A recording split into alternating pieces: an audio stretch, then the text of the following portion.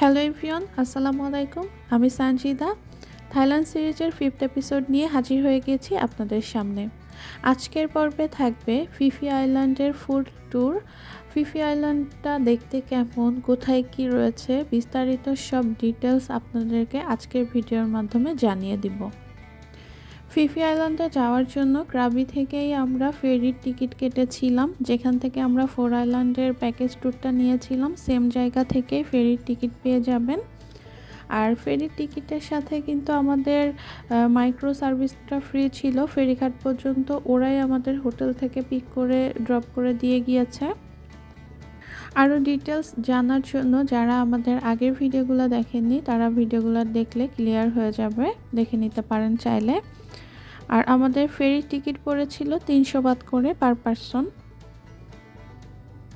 ফেরির ticket check in করিয়ে নিয়ে আমরা ফেরিতে উঠে গিয়েছি। লাগেজগুলো যথাস্থানে রেখে আমরা এখন কোথায় বসবো সেটা চিন্তা করছিলাম, কারণ ফেরিতে ম্যাক্সিমাম সিট ফাঁকা ছিল। সবাই দেখি কেউ কেউ ঘুমিয়ে যাচ্ছে সিটের মধ্যে, এরকম আর কি। ফেরিটা ভালো ছিল, খুবই ভালো ছিল। তো আমরা ফেরিতে নিচে কিছুক্ষণ বসে দেন রুফটপে উঠে গিয়েছিলাম, এনজয় করেছি ফুল ভিউটা।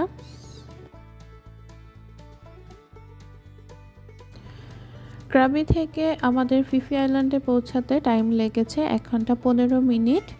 আমরা অলরেডি ফিফি আইল্যান্ডে চলে এসেছি। ফিফি আইল্যান্ডের এই একটাই ফেরিঘাট।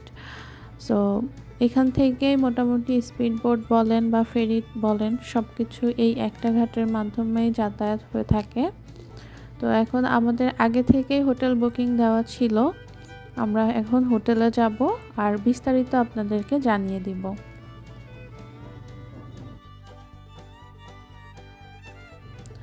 আগরডা থেকে প্রায় 1.5 মাস আগে পিপি প্রিন্সেস রিসোর্টে বুকিং দিয়ে রেখেছিলাম, সেই জন্য রেন্ট অনেক কম এসেছিল। বিচ ভিউয়ের কারণে রিসোর্টটা অনেক ভালো ছিল, ওদের সার্ভিসটাও অনেক ভালো ছিল, highly recommended. Resort booking link আমি ডেসক্রিপশন বক্সে দিয়ে দিব, আপনারা ওখান থেকে বুকিং দিতে পারবেন। আমাদের রিসোর্টের রেন্ট কত পড়েছিল সেটা আমি বলছি না, কারণ আমরা 1.5 মাস মতো আগে কেটেছিলাম, রেন্ট অনেক কম এসেছিল। সো আপনারা লিংকে ঢুকে চেক করলেই বুঝতে পারবেন যে রেন্টটা কেমন আসবে।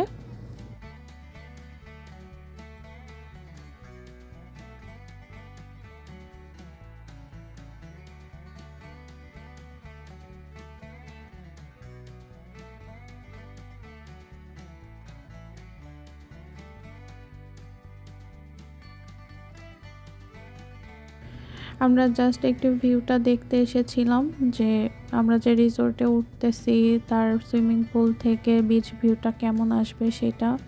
Look at the view guys, আমার তো অনেক বেশি পছন্দ হয়েছে এবং ওদের সার্ভিস ভীষণ ভালো ছিল। ব্রেকফাস্ট ইনক্লুডেড ছিল, সেটাও অনেক ভালো ছিল। আমি পরে আপনাদেরকে সেটা দেখাবো। সো এখন আমরা চেক ইন করি, চলুন। আমি আর আলাদাভাবে রুম ট্যুর করছি না, অ্যাজ ইউজুয়াল রিসোর্টে যেগুলো জিনিস থাকে রুমে সব কিছুই এখানে ছিল। রুমে কোনো রকম একটু ফ্রেশ হয়ে আমরা আবার চলে গিয়েছিলাম সুইমিং পুলে বিচ ভিউ দেখার জন্য, কারণ জায়গাটা এত বেশি ভালো লেগেছে, রুমে থাকতে ইচ্ছাই করছিল না।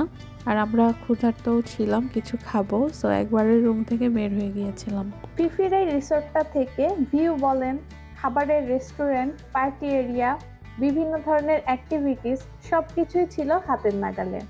এখন ভিডিও দেখছি আর বারবার মিস করছি। আমাকে যদি বলেন এই ট্রিপের কোন জায়গাগুলোতে আমি আবার ভিজিট করতে চাই, দেন অবভিয়াসলি ফিফি আমার বাকেট লিস্টে তো থাকবেই। আমরা হালাল রেস্টুরেন্ট খুঁজতে খুঁজতে ফাদা থাই রেস্টুরেন্ট, এটা হচ্ছে ফিফি আইল্যান্ডের মিডিলবর্তী এলাকায় 7-Eleven-এর পাশেই আর কি। সো আমরা হাঁটতে হাঁটতে নিজেরাই এটা এক্সপ্লোর করে বের করেছি জায়গাটা। তো এখানে হালাল ফুড পাওয়া যায়, সো আমরা এখানে এখন খাবো। আর ফুড টেস্ট অ্যামেজিং ছিল, আপনারা মাস্ট ট্রাই করবেন।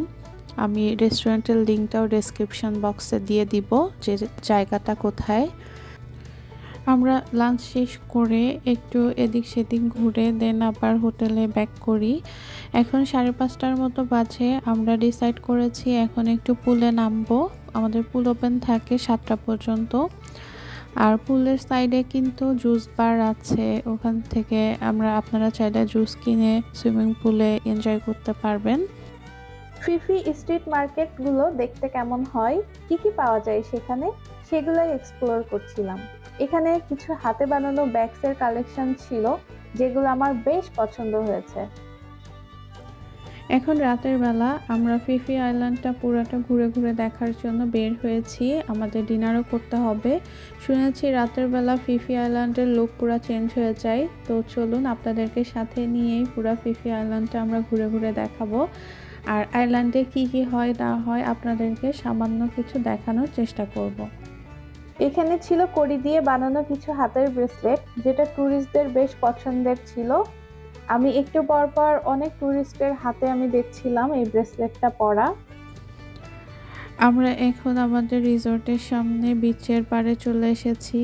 পানি অনেকটা নিচে নেমে গিয়েছে। আর আমরা যেদিন আইল্যান্ডে ছিলাম সেদিন ভরা পূর্ণিমা ছিল। আকাশে পূর্ণিমার সুন্দর চাঁদ আর বিচ পাড়ের এই ভিউ অসাধারণ দৃশ্য ছিল।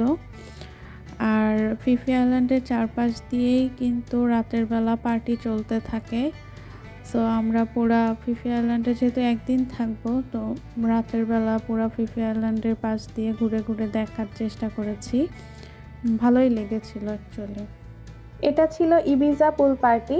এখানে কিছুক্ষণ টাইম স্পেন্ড করে আমরা ডিনার করার জন্য চলে যাব। এই পার্টিটা ছিল সবার জন্য ওপেন। এখানে একটা বারের মতো আছে, এখানে আপনারা বিভিন্ন স্ন্যাক্স, ড্রিঙ্কস সবকিছু পেয়ে যাবেন। আর এটা সবার জন্য ওপেন ছিল। আমরা ডিনার করার জন্য আবার কিন্তু সেই ফাদা থাই রেস্টুরেন্টেই গিয়েছিলাম। আপনাদেরকে লিঙ্কটা ডেসক্রিপশন বক্সে দিয়ে দিব। খাবার ভীষণ মজা ছিল, হাইলি রিকমেন্ডেড। ডিনার শেষ করে আমরা আইল্যান্ডের অন্য সাইডগুলো এক্সপ্লোর করার জন্য এসেছিলাম। এদের এখানে একটা জিনিস ভীষণ কমন দেখলাম, সেটা হচ্ছে ট্যাটু ওরা ভীষণ পছন্দ করে। সেই জন্য একটু পর প্রিমিয়াম কোয়ালিটি ট্যাটু পার্লারগুলো রয়েছে। পার্টি হচ্ছে, ওপেন লাইভ মিউজিক। এতটুকু বলতে পারি, 1 সেকেন্ডের জন্য আপনি বোর হবেন না ফিফিতে আসলে। থাকে না রেগুলার কাজের প্রেশারের পর একটু রিল্যাক্স করার জন্য চাইলেই চলে আসতে পারেন ফিফি আইল্যান্ড, থাইল্যান্ড।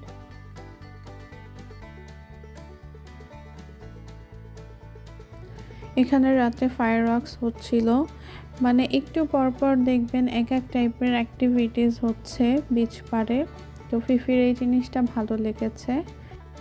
আজকে ছিল পূর্ণিমার রাত। আমি ভাবতেও পারিনি এমন একটা রাতে এত নাইস একটা প্লেস ভিজিট করার সৌভাগ্য হবে আমার।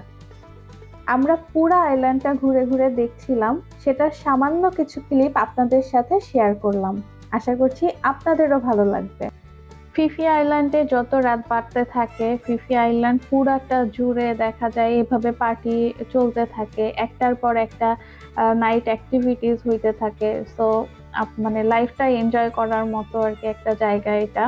যারা আপনারা পার্টি লাইক করেন বা বিভিন্ন অ্যাক্টিভিটিস লাইক করেন, তারা খুবই এনজয় করবেন এই জায়গাটাতে আসলে। দেখা যায় যে বিভিন্ন টাইপের অ্যাক্টিভিটিস এখানে হয়, একই টাইপের যে হচ্ছে এরকম না, একটার থেকে একটা বেশি এনজয়েবল এরকম আর কি। তো সামান্য কিছু ক্লিপ আপনাদের সাথে সেখান থেকে এখানে শেয়ার করেছি। এটা হচ্ছে পরের দিন সকালবেলা আমরা ব্রেকফাস্ট করার জন্য এসেছিলাম। তো পিপি প্রিন্সেস রিসোর্টের যে ব্রেকফাস্টের জায়গা সেটা হচ্ছে এরকম, সামনে দিয়ে সুইমিং পুলের পাশ দিয়ে বের হয়ে একবারে সমুদ্রের পাড়ে ওদের আলাদা একটা জায়গা ব্রেকফাস্টের জন্য, যে দেখতে পাচ্ছেন এখানে আর কি বসে বসে আমরা ভাবছিলাম সমুদ্রের পাড়ে বসেই ব্রেকফাস্ট করব। সো আমরা আমাদের একটা টেবিল সিলেক্ট করে নিচ্ছিলাম। ভিউটা অসাধারণ ছিল, আসলে কল্পনাই করতে পারিনি আমরা যখন রিসোর্টটা বুকিং দিয়েছিলাম যে এরকম সুন্দর একটা প্লেসে বসে আমরা ব্রেকফাস্টও করতে পারবো। সো এটা আমাদের জন্য আসলে অনেক বড় সারপ্রাইজ ছিল। ওদের বাফেট ব্রেকফাস্ট ছিল, ব্রেকফাস্ট অনেক মজা ছিল আর খাবারের ভেরিয়েশন অনেক বেশি ছিল। সো যেহেতু থাইল্যান্ডে হালাল ফুড খুঁজতে একটু প্যারা খেতে হয়, বাট এখানে হালাল ফুডের আইটেম অনেক বেশি ছিল এবং খাবারের মান অনেক ভালো ছিল। এটা হচ্ছে 4 স্টার মানের রিসোর্ট ছিল, বাট মনেই হয়নি যে এটা কোনো 4 স্টার মানের রিসোর্ট। এটা মনে হচ্ছে 5 স্টারের মতোই। সার্ভিস অনেক ভালো, খাবারের কোয়ালিটি অনেক ভালো। প্রত্যেকটা খাবার আমি আপনাদেরকে দেখানোর ট্রাই করেছি। রিসোর্টের রেন্টের সাথে কম্পেয়ার যদি করি, সাথে বিচ পাড়ের বাফে ব্রেকফাস্ট, টোটালি ওর্থ ইট। আপনারা যারা থাইল্যান্ডের ফিফি আইল্যান্ডে আসার কথা ভাবছেন, আমি রিকমেন্ড করব চোখ বন্ধ করে এই রেস্টুরেন্টটা বুক করতে পারেন। ট্রাস্ট মি, ভীষণ এনজয় করতে পারবেন। আমরা অনেক দিন পরে এত ভালো একটা ব্রেকফাস্ট করলাম। রিসোর্ট থেকে সবকিছুই অনেক কাছে, ওয়াকিং ডিস্টেন্সেই সবকিছু পেয়ে যাবেন। আপনারা যদি পাহাড়ের উপরের হোটেল বা রিসোর্টগুলোতে থাকেন তাহলে কিন্তু এত এনজয় করতে পারবেন না। সো ফিফিতে আসলে ট্রাই করবেন বিচ পাড়ের রিসোর্টগুলোতে থাকা। এখানে ফ্রেশ ফ্রুটস ছিল, আপনারা চাইলে আপনাদেরকে জুস করে দিবে, বা বিভিন্ন রকমের ফ্রুটসও কাটা ছিল, সেগুলাও খেতে পারেন। এখানে নিজে আপনারা সালাদ করে নিতে পারেন চাইলে, বিভিন্ন টাইপের সস ছিল। তারপর আপনারা ইনডোরে চাইলেও এখানে বসে ব্রেকফাস্টটা সেরে নিতে পারেন। আমরা আউটডোরে বসেছিলাম। তারপর এখানে কফি মেকার রয়েছে, আপনারা নিজেদের পছন্দ মতো কফি মেক করে নিতে পারেন, এক্সপ্রেসো, আমেরিকান, মানে যেটা চান, লাতে, যেটাই চান আপনি নিজে মেক করে নিতে পারবেন কফি মেশিনের মাধ্যমে। তো আমি এই যে একটা কফি নিচ্ছিলাম, ক্যাপাচিনো। সমুদ্র দেখতে দেখতে মনে হচ্ছিল যে প্রতিটা সকালে যদি এত সুন্দর হতো তাহলে কতই না ভালো হতো বলুন তো। বাট কি আর করা, আমাদের হাতে আর টাইম নাই। আমাদের বিকালবেলা আজকে আবার ফেরি আছে, ফেরিতে করে আমরা ফুকেট যাব আজকে। সো আপনারা সে সম্পর্কে ডিটেলস পরবর্তী ভিডিওতে পেয়ে যাবেন।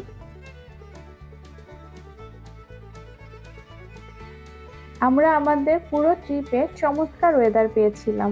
এখানে বিভিন্ন অ্যাক্টিভিটিস করতে পারবেন। আমাদের হাতে 2 ঘন্টার মতো টাইম ছিল, সো আমরা টাইমটাকে এনজয়েবল করার জন্য ভাবছিলাম। কোয়ালিটি টাইম স্পেন্ড করা লাইফে অনেক জরুরি, আর এই ছোট ছোট মেমোরিগুলা আমাদেরকে বেঁচে থাকার অনুপ্রেরণা যোগায়। বেঁচে থাকার ইচ্ছাটা যেন আরো বেড়ে যায় বহুগুণে। আমাদের হাতে যেহেতু একটু টাইম ছিল, তো সমুদ্রের পাড়ে যে বসার জায়গা আছে দেখতেই পাচ্ছেন, তো আমরা 2টা জুস নিয়ে এখানে বসে ভিউটা একটু এনজয় করব, সেজন্য আর কি চিন্তা করেছিলাম। এই তো দেখতেই পাচ্ছেন সামনে অসাধারণ একটা ভিউ, সমুদ্রের পানি এসে উপচে পড়ছে, মানে অসাধারণ সুন্দর একটা সময় পার করেছিলাম। আমি এখন ভিডিও দেখছি আর মিস করছি। এই সুন্দর ভিউ দেখতে দেখতে আজকের ভিডিওটা এখানেই শেষ করছি। আপনারা যারা আমার আগের ভিডিওগুলো দেখেননি, আমার প্লেলিস্টে গিয়ে সেই ভিডিওগুলো দেখে আসতে পারেন। পরবর্তী ভিডিওগুলো কিন্তু আরও বেশি ইন্টারেস্টিং হতে চলেছে। আশা করছি আপনারা আমাদের চ্যানেলের সাথে থাকবেন। যারা সাবস্ক্রাইব করেননি এখনই সাবস্ক্রাইব করবেন। ভিডিওটি ভালো লাগলে লাইক দিবেন। Stay tune. আল্লাহ হাফেজ।